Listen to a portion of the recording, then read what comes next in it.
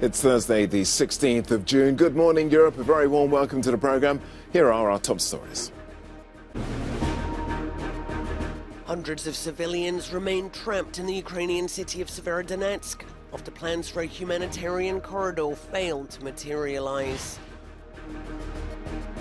NATO and the US promised more support for Ukraine, with Washington agreeing a security package of close to €1 billion. And as festival season gets underway in Europe, the WHO warns that the continent is at the epicentre of the monkeypox outbreak.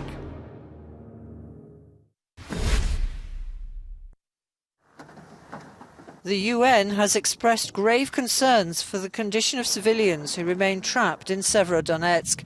Hundreds are said to be bunkered down underneath the Azot chemical plant with a reduced clean water supply, sanitation and electricity. A break in the shelling facilitating a humanitarian corridor never materialised, dashing hopes of an evacuation. Both sides blame each other, the Ukrainians apparently ignoring the unilateral offer from the Russians. They claimed it was linked to a deadline to surrender.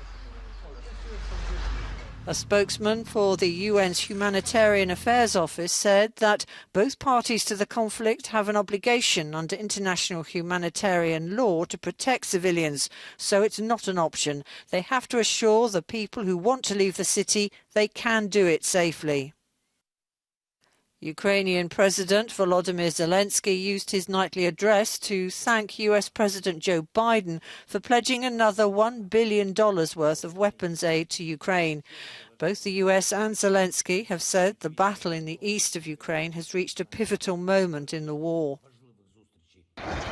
The Russian military has, however, claimed to have used long-range missiles to destroy a depot in the western Lviv region where ammunition for NATO-supplied weapons was stored. Meanwhile, mostly elderly and disabled residents from a small town on the edge of the Donetsk region arrived in western Ukraine after having been forced to abandon their homes because of the increasingly heavy fighting in Donbass.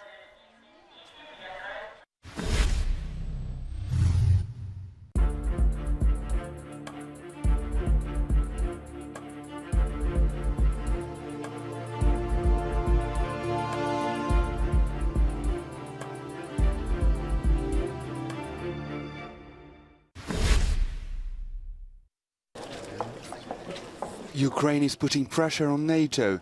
It hopes to receive more weapons and support from the alliance's members.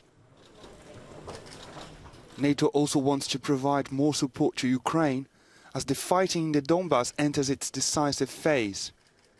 The US Defense Secretary spoke about the prospect of an additional aid package.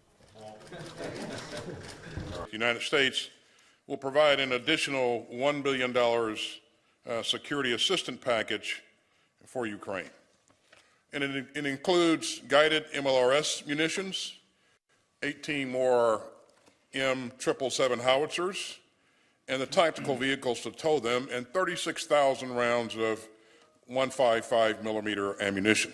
The package also includes 620 million euros for 2 more coastal defense systems and thousands of secure radios, night vision devices and thermal sights.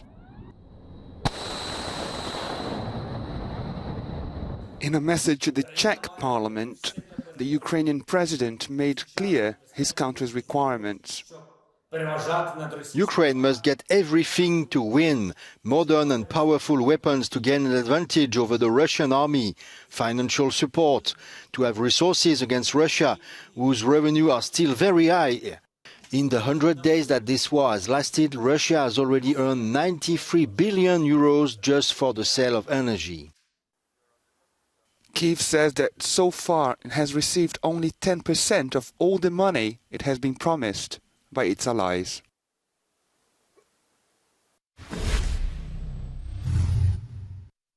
NATO defense ministers met on Wednesday in Brussels, where they focused on their coordinated effort to provide weapons and other kind of assistance to Ukraine.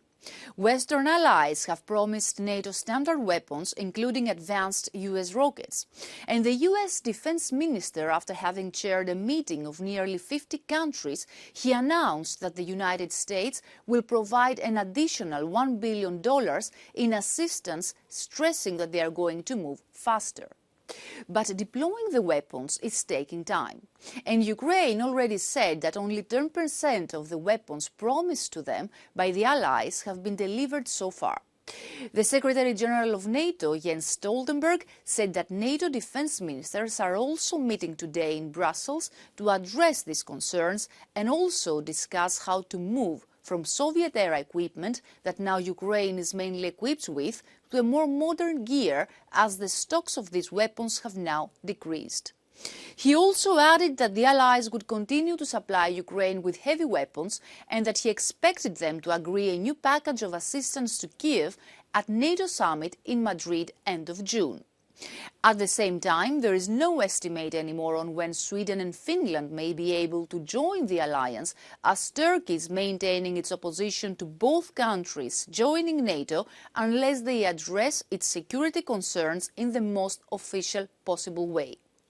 Diplomatic efforts are still ongoing, but it is highly uncertain that this issue will be solved by the meeting of NATO leaders in Madrid. Effie Koutsakosta, Euronews, Brussels.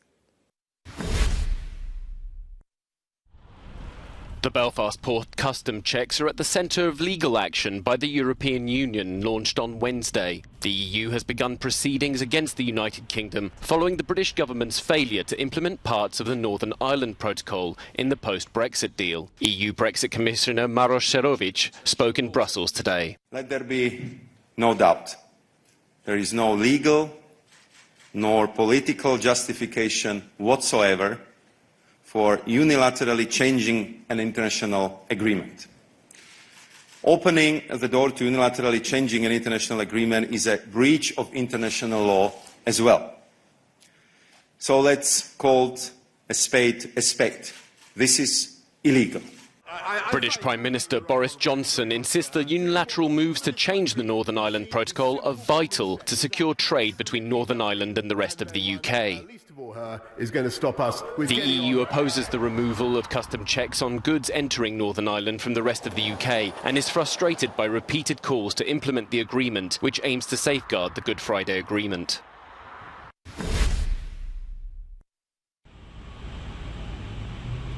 The United States Federal Reserve has raised its key interest rates in an effort to curb soaring inflation. The increase of 0.75% to between 1.5 to 1.7% is the largest hike in nearly 3 decades, and it could increase the risk of another recession. The country is currently seeing its worst inflation rate since 1981, putting severe pressure on its people.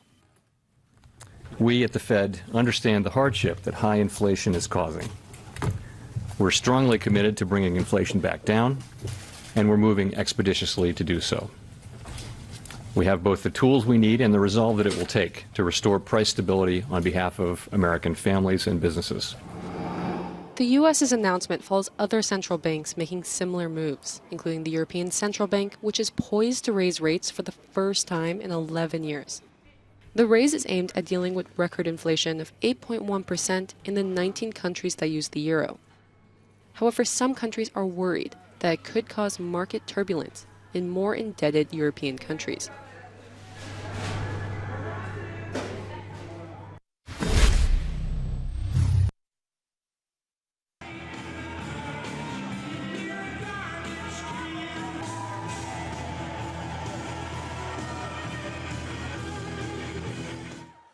I am officially running for President of the United States, and we are going to make our country great again.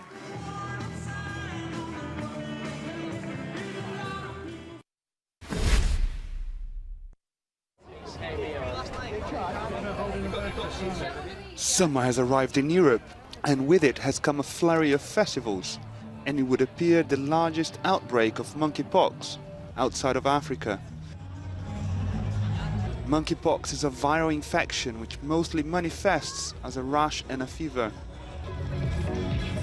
It's transmitted through close physical contact, including during sex. It also is spread by prolonged face-to-face contact through respiratory droplets. There have been 1,500 cases in Europe. We have entered the summer months in the Northern Hemisphere, with summer tourism, various pride events, music festivals and other mass gatherings planned across the region. These events are powerful opportunities to engage with young, sexually active and highly mobile people. Monkeypox is not a reason to cancel events, but an opportunity to leverage them to drive our engagement. There have been 1,500 confirmed cases in Europe, 85% of the total global number of known cases. The World Health Organization says it's vital that event managers tell people how to protect themselves. The WHO advises isolating at home if you suspect you have symptoms, and that objects and surfaces should be cleaned regularly if they are frequently touched. Well, that's it from me and the rest of the newsroom here at our Lyon headquarters. Do stay with us throughout the day. We'll be bringing you the latest from Europe and beyond. And you can also check out our top stories on our website, euronews.com.